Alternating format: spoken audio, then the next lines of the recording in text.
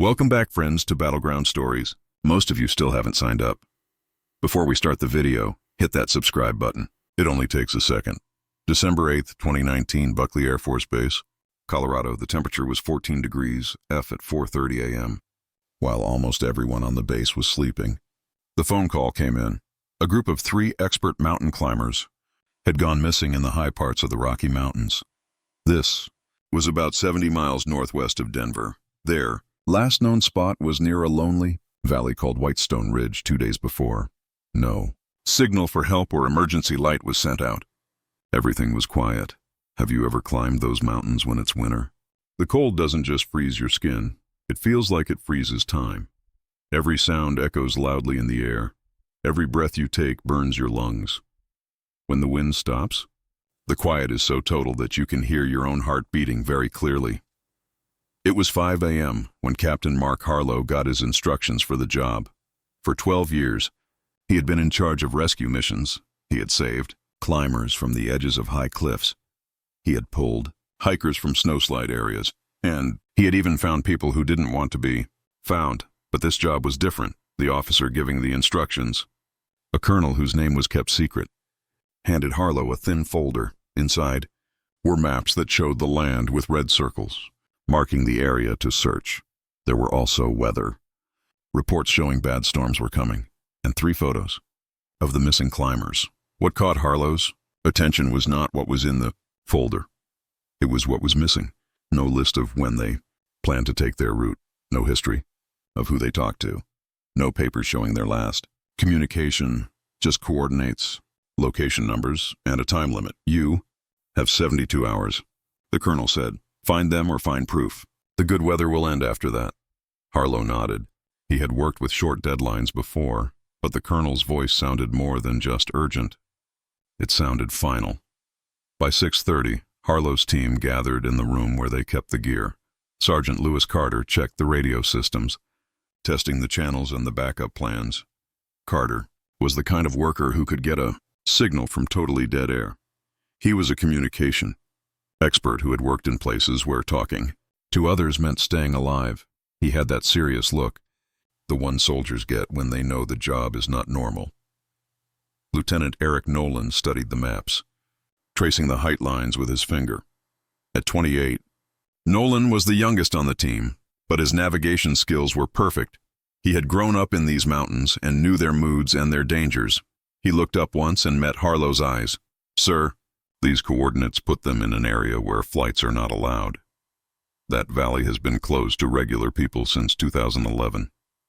"I know," Harlo said. "We have permission to go in." Corporal Diaz, the team's medic, loaded medical supplies into the transport truck. She moved with smooth skill, checking the list twice. Diaz had seen enough mountain accidents to know what kinds of injuries to expect. Frozen body parts, being too cold, falls, broken bones. But she also packed trauma kits, the kind used for wounds from fighting.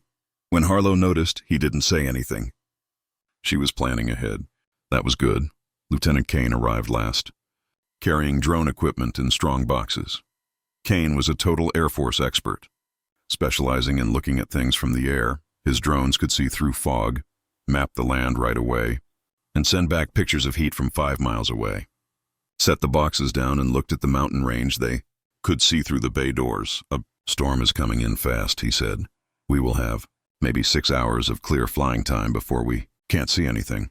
The group of vehicles drove out at 7:30, 2 heavy trucks loaded with gear, all-terrain vehicles tied down to trailers, and enough supplies for 1 week in the field. The sky was gray, heavy with clouds that promised snow. The road climbed higher and higher, winding through pine forests that grew thicker as they went up. By the time they reached the meeting place, the temperature had dropped to 6 degrees. The meeting spot was an abandoned ranger station. Its windows were covered with wood, and the roof was sinking under old snow. Harlo told the team to set up a base camp while he looked over the maps again. The last GPS signal from the missing climbers came from a narrow valley 3 miles northeast. You could only get there by walking or by snowmobile. The land was very rough, steep, rock walls on both sides, deep snow in the basin, and limited ways to get out. Carter set up the communication tools, stretching antennas toward the search area. He checked the frequencies, writing down each channel, everything. Came back clear except for one band, a low frequency, noise that sounded like static and shouldn't have been there. He frowned and adjusted the filters, but the static stayed faint, rhythmic, almost like breathing through a bad connection. "Are you hearing that?" he asked Nolan, who was standing nearby. Nolan listened through his headset. "Yeah, probably interference from the peaks. Granite messes up the signal bounce." Carter wanted to believe that, but he had worked in mountain areas before. This didn't sound like a signal bouncing. It sounded on purpose. At 11 in the morning, the team moved out on snowmobiles. The machines cut through fresh powder, their engines roaring in the quiet. The forest closed in around them, with tall pines blocking most of the daylight. The tracks they followed were 2 days old, barely visible under new snow. Michael Ross, Sarah Bennett, and Tom Fletcher had come this way, feeling sure and ready. Now the only sign of them was disappearing beneath white drifts. The valley opened ahead, wide and white under gray skies. The wind had totally stopped. No birds were calling, no branches were creaking, just the sound of their engines and the hiss of snow under the skis. Harlo raised his hand, telling them to stop. The team stopped, engines running slowly, and listened. Nothing. "Spread out," Harlo ordered. "Search pattern Alpha. Carter, keep talking to us." "Kane, get the drone up." Kane unpacked the drone, a smooth machine with heat vision and very clear cameras. It lifted smoothly, its propellers humming, and climbed toward the top of the ridge. The picture came through on Harlo's tablet, showing the valley floor in sharp detail. Trees, rocks, snow piles. No movement, no heat signs. They moved deeper into the valley. The snow was waist-deep in places. This forced them to get off the snowmobiles and walk through it. Diaz saw something first. A flash of color against the white. She yelled out, and the team rushed to the spot. It was a tent, partly fallen down. The fabric was torn and flapping in the breeze that had just started. The entrance was open, with snow piled inside. Harlo walked up slowly, his rifle ready. He knelt and looked inside. The inside was a mess. Sleeping bags were ripped open. Foam padding was scattered. Gear was thrown everywhere. But no blood, no signs of a fight, just destruction, done completely and with a plan. Harlo's breath came out in white clouds as he backed away. "Someone tore this apart," Diaz said quietly. "Something," Nolan corrected, his voice tight. Carter was checking the area around them, his radio making soft crackling sounds. "Captain, you need to see this." Harlo followed him 20 feet from the tent. There, pressed deep into the snow, were tracks, not human, not animal either. Each print was huge, maybe 16 inches long. It had 5 clear marks that could have been toes. The distance between the steps was impossible, at least 8 feet. The tracks led away from the campsite, heading deeper into the valley toward the rock face. Kane's drone feed showed more. The tracks continued for half a mile, always in a straight line, never turning. They passed through areas where the snow was thin, leaving marks in frozen ground that would have required incredible weight. Near the bottom of the cliff, the tracks simply stopped. No path coming back, no sign of where whatever made them had gone. "What in the world are we looking at?" Kane said, his voice barely a whisper. Harlo didn't answer right away. He was thinking about the instructions, the missing information, the colonel's voice. This mission wasn't just about finding lost climbers. It was about proving something the Air Force already thought was true. "Carter." "Radio back to base," Harlo said. "Tell them we found the campsite. No survivors found. We're continuing the search." Carter moved back toward the snowmobiles, but his radio crackled before he could talk. The static had returned, louder now, pulsing in that same rhythm. He adjusted the frequency, but every channel carried the same noise. Then through the static came a sound that made his blood turn cold. A voice, faint, changed, but clearly human. 3 syllables repeated twice. Then silence. "Did you hear that?"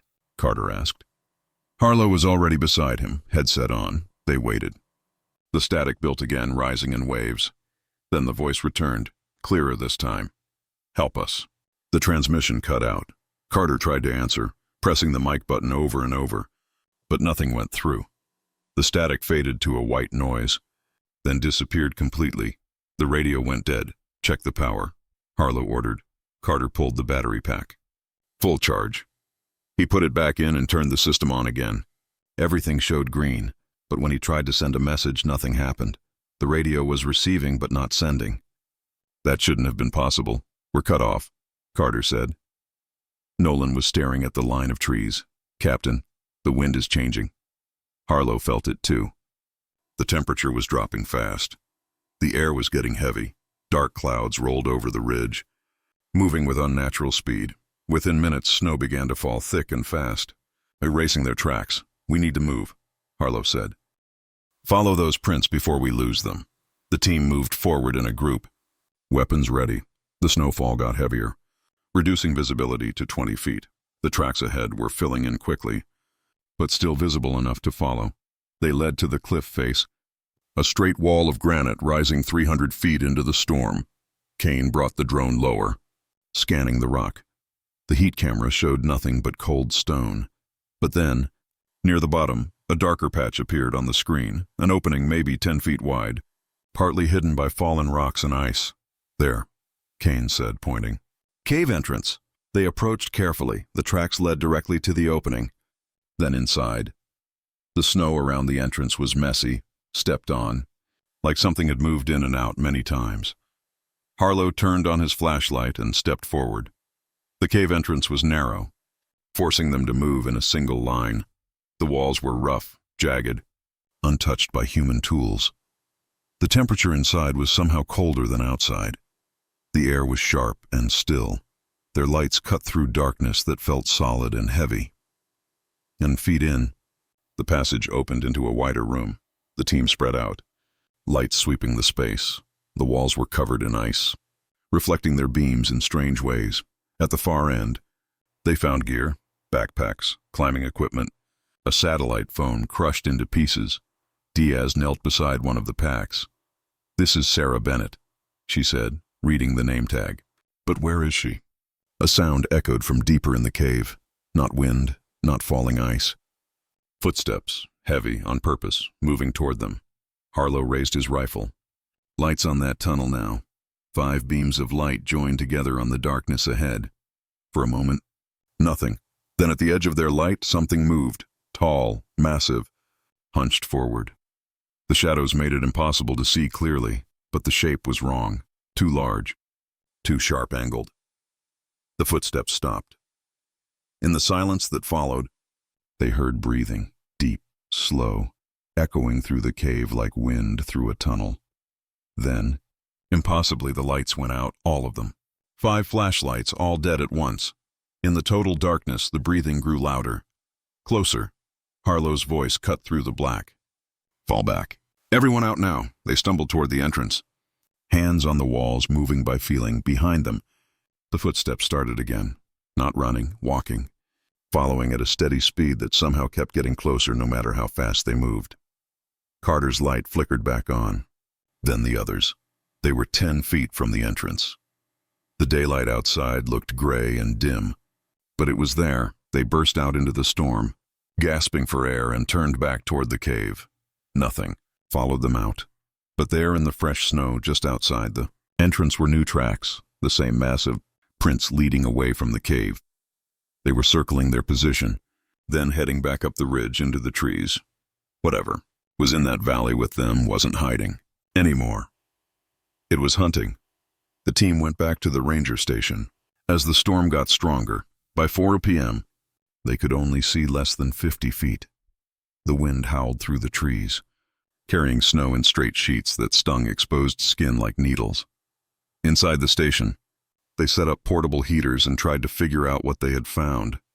Harlo spread the maps across a makeshift table, marking the cave location with red ink.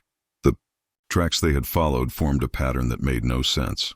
Whatever created them had circled the campsite many times before moving toward the cliff face. This was not the behavior of an animal searching for food. This was on purpose, calculated. "We need to talk about what we saw in that cave," Nolan said, his voice quiet but firm. "We didn't see anything," Harlo replied. "Our lights failed." "Darkness plays tricks." "All 5 lights don't fail at the same time," Carter said. He was working on the radio equipment. trying to get the sending capability back. And tricks don't leave tracks that big. Diaz sat near one of the heaters, her hands wrapped around a cup of coffee that had gone cold. Those packs we found were torn apart the same way as the tent.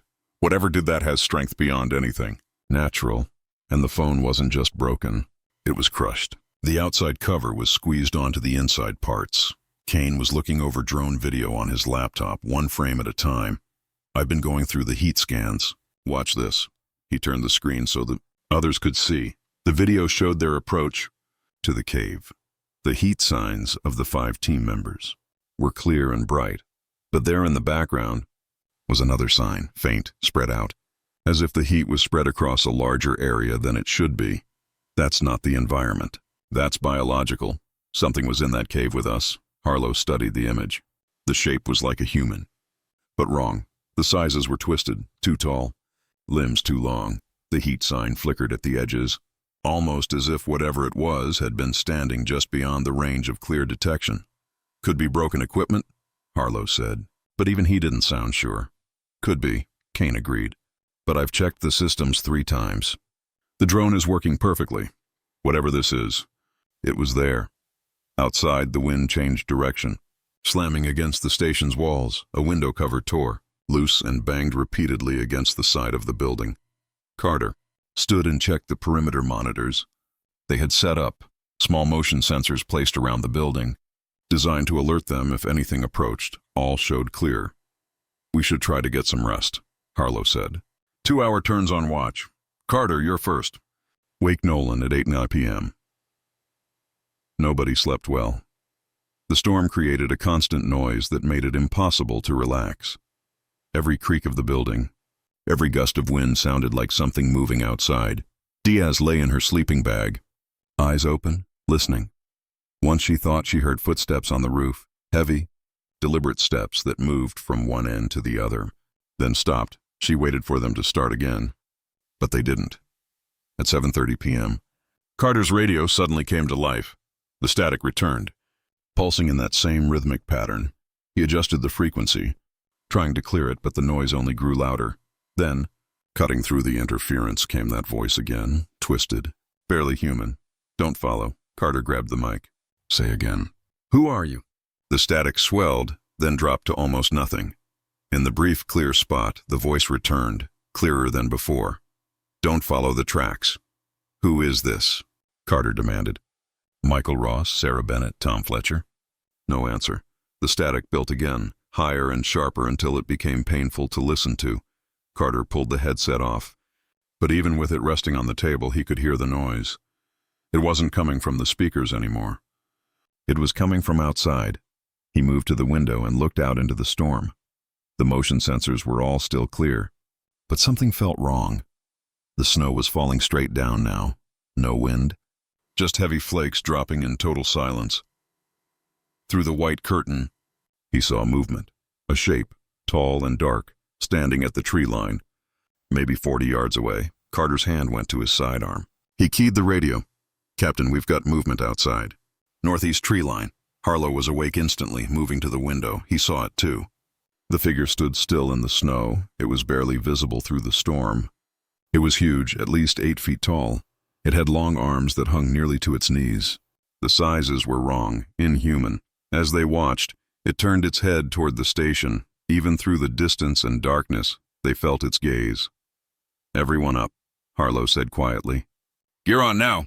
The team gathered in less than 2 minutes. Weapons ready. Thermal scopes activated.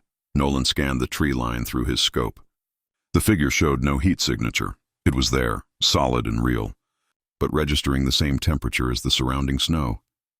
That's not possible, Nolan whispered. Kane. Get the drone up, Harlo ordered. Storm's too heavy, Kane said. Wind will tear it apart. I don't care. I need to know what that is. Kane launched the smallest drone, a scouting model built for bad weather. It lifted shakily, fighting the wind, and climbed toward the tree line. The picture showed on Kane's tablet. The camera was struggling to focus through the snow. When it finally locked into the area where the figure stood, there was nothing there, just trees and shadows. It's gone, Kane said. Carter was still at the window. No, it moved. The figure had changed its position, now standing closer, maybe 30 yards away. It hadn't walked. It had simply appeared in a new spot. It was as if the space between the 2 points didn't exist. In the drone's camera view, it stayed invisible, but through the window, in the bare sight of their eyes, it was there. "What are we dealing with?" Diaz asked, her voice tight. Harlo didn't answer. He was thinking about the instructions again, the missing information, the urgency. The Air Force knew something was in these mountains. They had sent his team not just to find the climbers, but to confirm the presence of something else, something they had been watching, but couldn't prove. The figure moved again, now 20 yards away. This time, they saw how it moved, one moment in one place, the next moment closer, with no change in between, like frames cut from a film. "It's not real," Nolan said. "It can't be." "It's real enough to leave tracks," Carter said. "And real enough to tear apart that campsite." The radio burst to life again. All channels at the same time. The voice came through loud and clear. "No static this time. Leave now before it's too late." The transmission ended. In the silence that followed, they heard a new sound, scratching, long, slow scrapes against the outside wall of the station. It moved from left to right, then back again. Something with claws, something testing the building. Harlo made his decision. "We're moving out. Load the vehicles, essential gear only. We'll regroup at the secondary meeting point and call for a ride out." They moved fast, throwing equipment into the trucks. The scratching continued, circling the building now. Kane grabbed his laptop and the remaining drones. Diaz packed the medical supplies. Carter secured the radio equipment, still receiving that static pulse like a heartbeat. Nolan was the last one inside, checking the map coordinates for their way out. As he rolled up the map, the scratching stopped. The silence was worse than the sound had been. "Captain." "We're ready," he called out. No response. Nolan turned. Harlo was standing at the window staring out. His posture was stiff, unnatural. When Nolan approached, he saw what Harlo was looking at. The figure was right outside the window, close enough to touch the glass. Its face, if you could call it that, was a dark, empty space. It had 2 points of dim light where eyes should be. As they watched, it raised one hand and pressed it against the window. The glass frosted instantly. Ice crystals spread from where it touched. "Captain, we need to go," Nolan said. Harlo didn't move. His voice came out flat without feeling. "It wants us to follow." "Follow what?" "Where?" "The tracks. It wants us to see what's at the end." Nolan grabbed Harlo's shoulder and pulled him back. The captain blinked, suddenly aware again. The strange trance was broken. Outside, the figure was gone, but on the frosted window, where its hand had pressed, was a clear imprint. 5 fingers, but far too long. Joints in wrong places. They ran for the vehicles. The convoy pulled out at 9 p.m. headlights. Cutting through the storm, the plan was to head back down the road to the secondary meeting point 8 miles south. From there, they could use the satellite radio to call for a ride out. The road was barely visible under fresh snow, but you could drive on it. They made it 3 miles before the lead truck's engine sputtered and died. Harlo tried to restart it. Nothing. The battery was dead. He checked the connections. Everything looked fine, but there was no power. Carter's truck pulled alongside and he rolled down the window. "Ours just died." "2," he shouted over the wind. Both vehicles had full batteries that morning. Now completely empty, Kane checked his equipment. The laptop was dead. The radio batteries showed 0 charge. Even his flashlight wouldn't turn on, despite fresh batteries installed an hour ago. "Something's draining the power," Kane said. "Everything electronic is dead." Diaz looked back the way they had come, through the snow, barely visible in the darkness. She saw shapes moving along the tree line, multiple figures, tall and dark, keeping pace with them. "We're not alone out here." The team gathered in the space between the trucks, weapons ready, forming a circle for defense. The shapes moved closer, surrounding them in a wide arc. There were at least 5 of them, maybe more. They moved with that same impossible motion, appearing and disappearing between the trees. Carter's radio, despite the dead battery, suddenly crackled to life one final time. The voice came through. Multiple voices now, layering over each other and echoing. "Find us. We're still here. Don't trust what you see. It's not what you think. Then the static roared back, louder than before. It built to a shriek that made them all cover their ears. When it stopped, the shapes were gone. The tree line was empty, but there, in the fresh snow all around their position, were tracks, dozens of them, circling the trucks in loops that overlapped and crossed. The prints were fresh, made within the last few minutes. Whatever had surrounded them had been close, very close. "We walk from here," Harlo said. "Single file, stay close. If anyone sees anything, call it out right away." They grabbed what they could carry and started walking. The snow was knee-deep, making every step tiring. The wind had picked up again, driving the snow into their faces. Visibility was almost zero. They moved by compass, following the direction that should take them back to the main road. After an hour, Nolan stopped. "Captain, these tracks?" They had been following what they thought was the road, but the ground showed prints, the same massive tracks they had seen at the campsite. They were walking in something's footsteps, following a path it had already taken. "We turned around somehow," Carter said. "We're heading back toward the valley." Harlo checked his compass. The needle spun slowly, unable to find north. They were lost, following tracks that led them deeper into the mountains, away from safety. And somewhere in the darkness behind them, they heard footsteps, multiple sets, heavy and slow, matching their pace. The voice came again, this time not from the radio, but from the darkness itself, echoing across the snow. "Don't follow the tracks." "But you already have." They ran. They stopped caring about staying together, as pure survival instinct took over. The team scattered into the trees, each person trying to find their own way out. The footsteps behind them grew in number, coming from all directions. They were always just out of sight, but close enough to hear. Harlo crashed through underbrush, branches tearing at his gear. He could hear the others calling out, their voices distant and changed. He tried to answer, but his words came out as clouds of frozen breath that drifted away unheard. The forest had become a maze, every direction looking the same. He broke through into a small clearing and stopped. In the center, partly buried in snow, was a body. He approached carefully, weapon raised. It was Michael Ross, one of the missing climbers. His eyes were open, staring at nothing. His face was locked in an expression of absolute terror. But there were no wounds, no signs of injury. He looked like he had simply stopped living. Frozen in the middle of a scream, Harlo keyed his radio out of habit, forgetting it was dead, but it crackled anyway. Carter's voice came through, broken and desperate. "Captain, they're not hunting us. They're herding us toward something. Carter, where are you?" The cave. We're going back to the cave." The transmission died. Harlo looked up and realized Carter was right.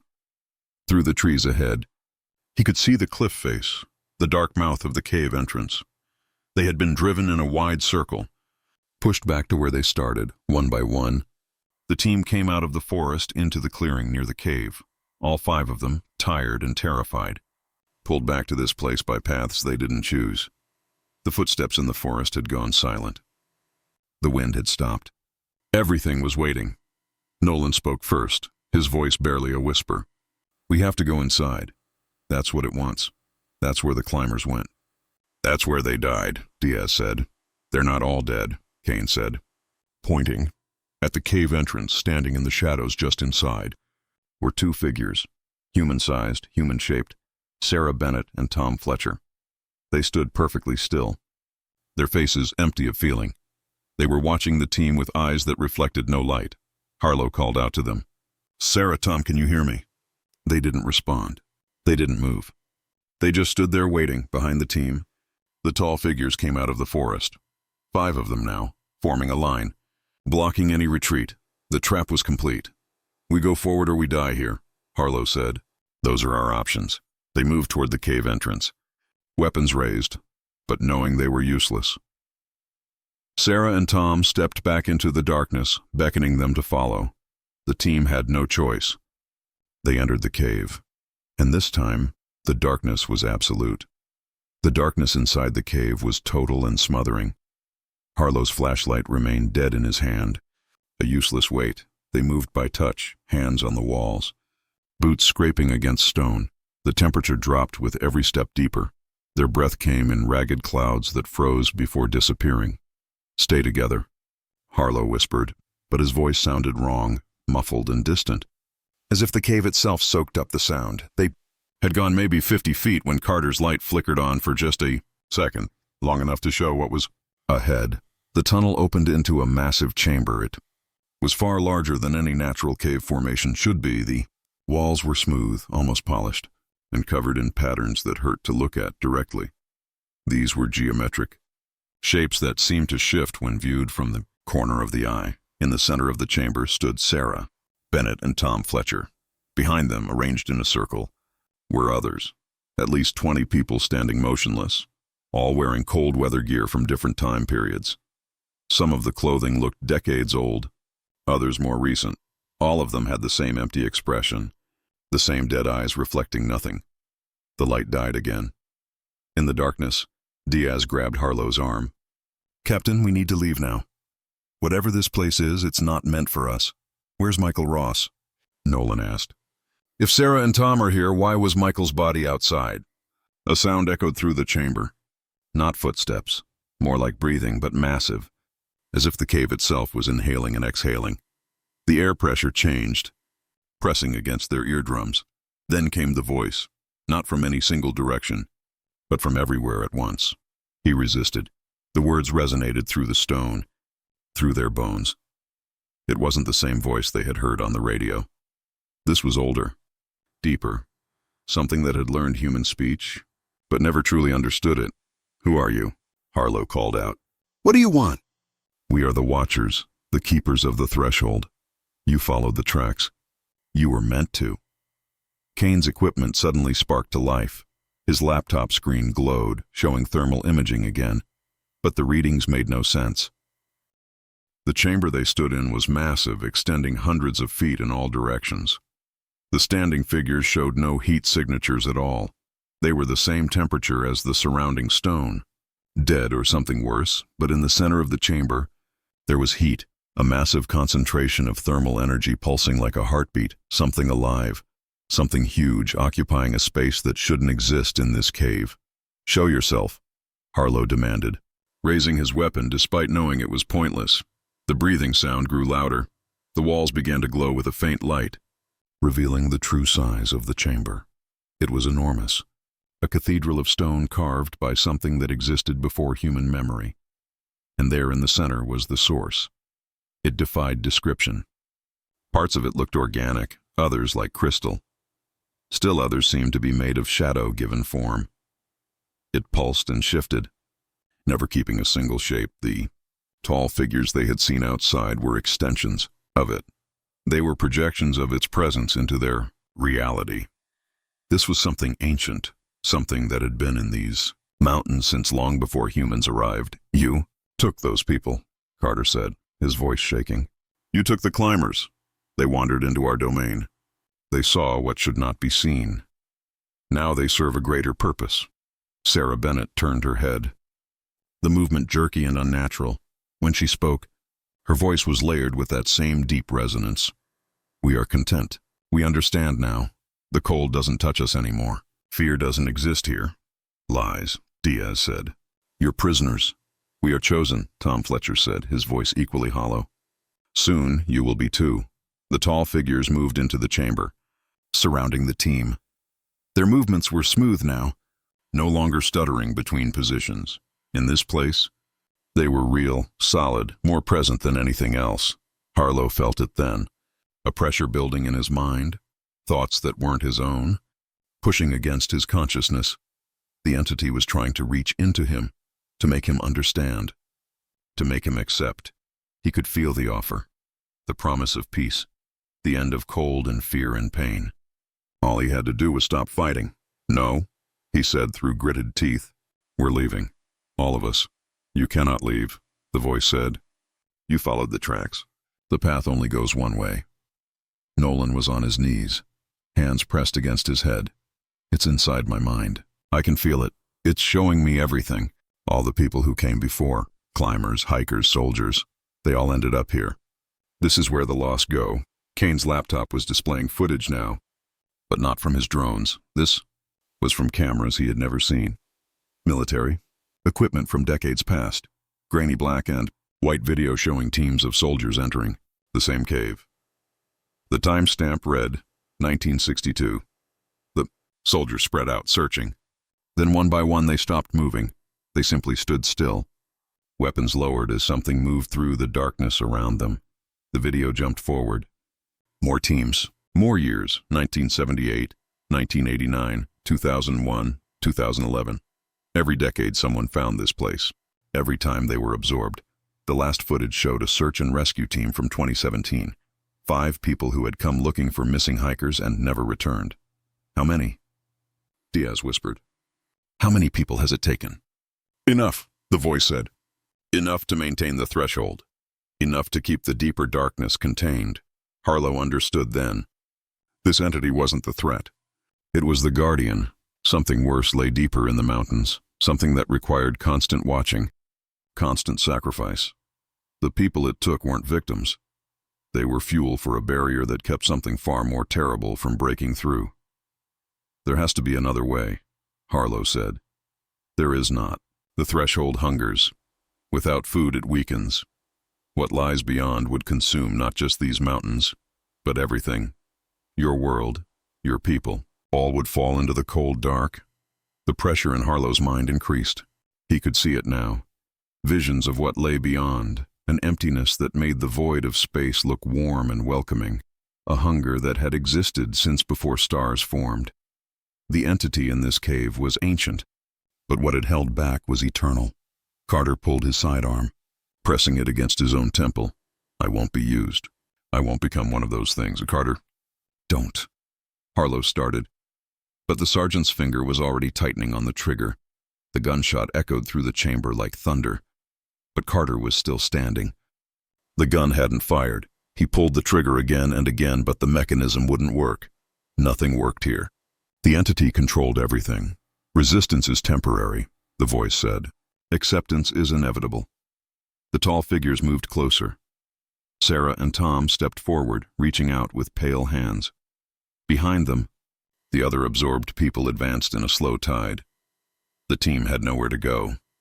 They were surrounded, outnumbered and weaponless against something that existed beyond physical threat. Then Nolan stood up. His eyes were clear, focused. Captain, the radio. Carter, give me the radio. It's dead, Carter said. Everything's dead. No, it's still receiving. It never stopped receiving. That's how it's been communicating with us. Through our own equipment. Nolan grabbed the radio from Carter's pack. The screen was dark, but he could feel a faint shaking, the same pulse they had heard in the static. He adjusted the frequency dial, pushing it to maximum range. This was far beyond normal civilian or military channels. What are you doing? Harlo asked. If it can transmit through our equipment. Maybe we can transmit through it. Maybe someone else is listening. The static returned, filling the chamber with white noise. Nolan keyed the mic and spoke clearly, calmly, directly into whatever was listening. This is Lieutenant Eric Nolan, United States Air Force. Coordinates 39.7 degrees north, 105.6 degrees west. We've located the threshold. Requesting immediate intervention. Authorization code Omega-7 Black. Silence. Then through the static, a response. Not from the entity, from somewhere else. Somewhere far away and yet instantly present. Authorization confirmed. Intervention approved. Clear the area. The entity's voice changed, losing its calm certainty. What have you done? What? You can't. We called for help, Nolan said. The chamber began to shake. Dust and ice fell from the ceiling. The glowing light flickered and dimmed. The tall figures froze in place. Their forms became unstable, flickering like bad television reception. Sarah and Tom's faces twisted in confusion and pain. Something was ripped away from them. A new sound filled the cave. High-pitched, mechanical, building in intensity. Cracks formed in the ceiling, light poured in. Not daylight. This was artificial, searingly bright, turning the darkness into noon. Above them, something massive descended. Aircraft. Military, in shapes that Harlo had never seen before. Technology that shouldn't exist. They positioned themselves above the cave, and from them came a sound that made the entity scream, a frequency beyond human hearing, but it was felt in every bone. Every tooth, a weapon designed specifically for something like this. The entity recoiled, its form collapsing inward. The people it had absorbed fell to the ground, suddenly released. Sarah and Tom gasped, their eyes clearing, becoming human again. The others began to wake as well, confused and terrified, but alive. Truly alive. Move, Harlo shouted. Everyone out. They ran through the collapsing chamber, pulling the freed captives with them. The cave walls were crumbling, entire sections falling away to reveal the dawn sky above.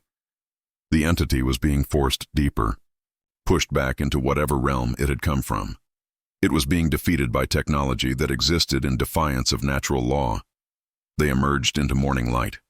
The storm had passed. The sky was clear and blue. Behind them, the cliff face collapsed entirely, sealing the cave with tons of rock. The aircraft hung in the air for a moment longer, then vanished. They didn't fly away. They simply disappeared, as if they had never been there. The team stood in the snow, breathing hard. They were surrounded by 20 dazed people who had been missing for days, months, even years. Some didn't even know what year it was. Michael Ross approached slowly. His face showed recognition and confusion at the same time. "We were somewhere else," he said quietly. "Somewhere cold, and now we're back." Harlo's radio crackled. His real radio, the standard military one, was functioning normally. A familiar voice came through. "Recovery team, this is Buckley Command. Transport is inbound to your location." Medical team standing by. "Good work, Captain." It was the colonel from the original briefing. But his tone had changed. There was no surprise in his voice. No shock. He had known what they would find. He had sent them specifically to cause this response. "Sir, what just happened?" Harlo asked. "What were those aircraft?" "Top secret, above your clearance, Captain. Your mission was to confirm the threshold's location and status. You've done that. The rest is handled by other departments. And the entity. Is it gone?" A pause. "Contained, for now. These things tend to return eventually. That's why we keep watching." The colonel signed off. Within an hour, 3 heavy lift helicopters arrived. They carried medical staff and what looked like scientists. They evacuated everyone quickly, efficiently, asking no questions. The freed captives were given medicine to calm them and loaded onto separate transports. The team was separated, each taken to different aircraft. As Harlo's helicopter lifted off, he looked back at the valley one final time. The cliff face was gone, replaced by a massive scar in the mountain. But there, in the fresh snow around the collapse site, he saw tracks, the same massive prints leading away from the rubble. They were heading deeper into the mountains. Whatever had been contained wasn't destroyed. It was just elsewhere now, waiting. 3 weeks later, Harlo sat in a secure building in Colorado Springs. The debriefing had lasted days. Each team member was questioned separately, their stories compared and analyzed. They had been told the mission was classified at the highest level. Non-disclosure agreements were signed. These were backed by threats that made it clear silence wasn't optional. The freed captives were recovering in a medical facility whose location Harlo wasn't given. He heard Sarah Bennett had no memory of her time in the cave. Tom Fletcher remembered everything and wouldn't stop screaming for the first 72 hours. Michael Ross had been found, dead in his secured room. Cause of death was listed as heart failure. But Harlo knew better. Some part of what had touched him remained. Carter, Diaz, and Kane had all been moved to different bases, different units. Nolan was simply gone. When Harlo asked about him, he was told the lieutenant had been transferred to a special projects division. No further information available. On his last day at the facility, the colonel visited him personally. He placed a small box on the table between them. "Open it," he said. Inside was a medal. Harlo didn't recognize. The design showed a mountain peak, surrounded by stars with a single eye in the center. "The Order of the Threshold," the colonel explained. "It is given to those who've encountered what guards the boundaries. You're one of 47 people alive, who've seen what you saw and lived to walk away." "What was it?" Harlo asked. "Really? We don't know. It's been there longer than recorded history. Native tribes spoke of places in the mountains where the lost gather. Early explorers reported similar encounters. In 1952, we established formal monitoring. You're the seventh team we've sent in when the threshold weakened. And the aircraft? The technology that forced it back. The colonel smiled. But there was no warmth in it. That's the interesting part. Captain, those aircraft don't exist yet. Every time someone triggers the protocol you activated, they appear from approximately 30 years in the future. We don't build them. We don't operate them. They simply arrive, do their job, and return to whenever they came from. Harlo felt cold despite the heated room. That's impossible. So is a cave that absorbs people and holds back the void. So are entities that exist in multiple places at the same time. Impossible is a word we stopped using decades ago. We just document and contain now. The colonel stood to leave, then paused at the door. The tracks you saw leading away from the collapse. We found where they ended. Another cave system 40 miles north. We've sealed it, posted guards, established a monitoring station. But eventually someone will wander too close. Someone will follow the tracks. And when they do, we'll send another team. Why not just destroy it completely? Because it's not the enemy, Captain. It's the lock. And you really don't want to see what happens if that lock breaks permanently. After the colonel left, Harlo sat alone with the metal. He thought about the people still standing in that chamber. The ones who had been there so long, they had forgotten they were human. He thought about the tracks in the snow, always leading somewhere, always waiting for the next person to follow.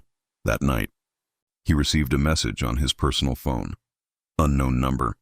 A single sentence. Thank you for maintaining the threshold. Lieutenant Nolan. Harlo tried to reply, but the message wouldn't send. The number didn't exist, but somehow, he knew Nolan was out there, part of whatever program operated those impossible aircraft, watching the mountains. For the next time, the darkness grew too strong. 3. Months after his return, Harlo was hiking alone in the Rockies. He was trying to make sense of everything that had happened. The trail was familiar, clearly marked. Safe. He stopped at a viewpoint to rest and check his map. That's when he saw them. Tracks in the snow beside the trail.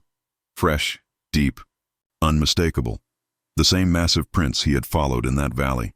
They ran next to the trail for maybe 20 feet. Then they cut directly into the forest, heading toward a ridge he had never explored. Harlo stood there for a long time, staring at those tracks. Every instinct screamed at him to turn around, to go back down the mountain, to call it in. But he also remembered Nolan's words in that chamber. Some of us are meant to watch. Some of us are meant to guard. He adjusted his pack and started following the tracks, not because he was curious, not because he was brave, but because someone had to. Because the threshold didn't maintain itself. Because every generation needed its watchers, its keepers, its volunteers, people who would walk into the dark so others could stay in the light. The tracks led deeper into the mountains. Behind him, his radio crackled softly. Through the static came that familiar voice, calm and eternal. Welcome back, Captain. The threshold awaits. Harlo didn't respond. He just kept walking. He was following the tracks into the wilderness. He knew he might never come back. He knew that some missions never truly end. They just wait for the next person willing to take the first step. The mountains kept their secrets. The threshold remained. And somewhere in the snow, the tracks continued, patient and persistent, waiting for the next follower. Don't turn off the light now. If this story left you cold, subscribe to Battleground Stories for more encounters from the edge of reality. The next nightmare is already waiting on your screen.